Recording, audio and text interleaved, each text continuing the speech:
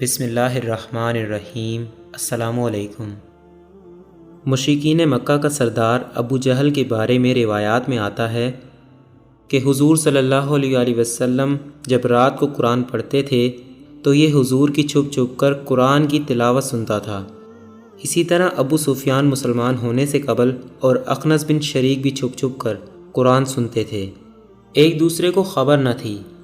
صبح تک تینوں چھپ چھپ کر حضور سے قرآن سنتے تھے۔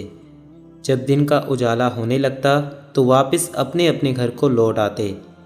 ایک دفعہ ایسا ہوا کہ تینوں رات کو قرآن سننے نکلے اور واپسی میں ایک جگہ تینوں کی ملاقات ہو گئی۔ ہر ایک نے دوسرے سے کہا کہ تم کیسے آئے تھے؟ جب بات کھل کر سامنے آ گئی کہ قرآن سننے آئے تھے تو اب سب نے آپس میں یہ معاہدہ کر لیا کہ ہمیں قرآن سننے کے لیے نہیں آنا چاہیے تھا، کہیں ایسا نہ ہو کہ ہمیں دیکھ کر قریش کے جوان بھی آنے لگیں اور ہم آزمائش میں پڑ جائیں۔ جب دوسری رات آئی تو ہر ایک نے یہی گمان اور خیال کیا کہ وہ دونوں تو نہیں آئیں گے، چلو میں ہی قرآن سن لوں۔ غرض یہ کہ واپسی میں صبح کے قریب پھر اسی جگہ تینوں کی ملاقات ہو گئی۔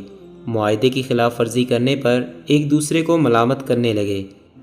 بالآخر دوبارہ عہد کیا گیا کہ قرآن سننے اب نہیں جائیں گے۔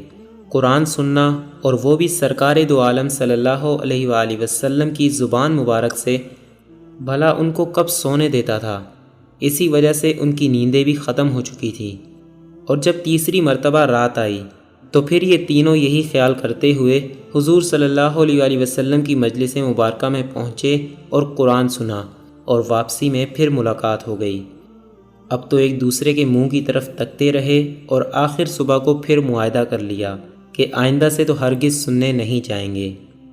ابن اخنس بن شریک ابو سفیان کے پاس آیا اور کہنے لگا، اے ابو حنظلہ، تمہاری کیا رائے ہے؟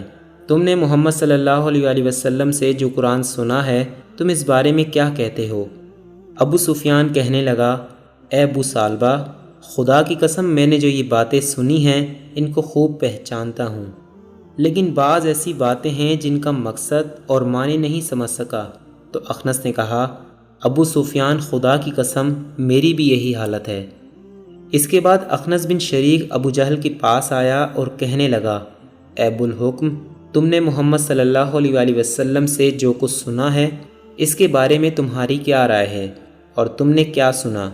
تو ابو جہل نے کہا کہ ہم اور بنو عبد مناف مقام شرف کے حاصل کرنے میں ہمیشہ دست و گریباں رہے ہیں۔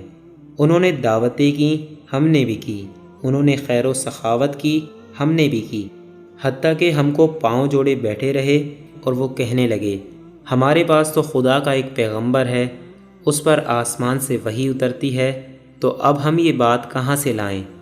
خدا کی قسم ہم اس پر ایمان نہ لائیں گے اور اس کی پیغمبری کی تصدیق نہیں کریں گے۔ اخنس بن شریک یہ سن کر چلا گیا، افسوس کہ حق کو حق سمجھ کر بھی ایمان نہ لائے، اور یوں ہی جھوٹی چودراہٹ کے تحفظ میں جہنم کی آگ کا سودا کر بیٹھے۔ بے شک قرآن کی تلاوت کا اپنا ایک مزہ ہے، کاش اس قرآن کی تلاوت کے نور کو ہم سمجھ لیتے۔ اندازہ کیجئے کہ کافر بھی اس قرآن پاک کی تلاوت سے مسحور ہوئے بغیر نہیں رہ سکتے تھے، اور آج ہماری بدقسمتی کہ اس قرآن کو چھوڑ کر اپنے آپ کو تباہ و برباد کر رہے ہیں۔ اللہ کرے کہ ہم اس واقعے سے سبق حاصل کریں اور قرآن کی تلاوت کو اپنا معمول بنائیں۔ اللہ تعالی ہم سب کو سمجھ عطا فرمائے، آمین۔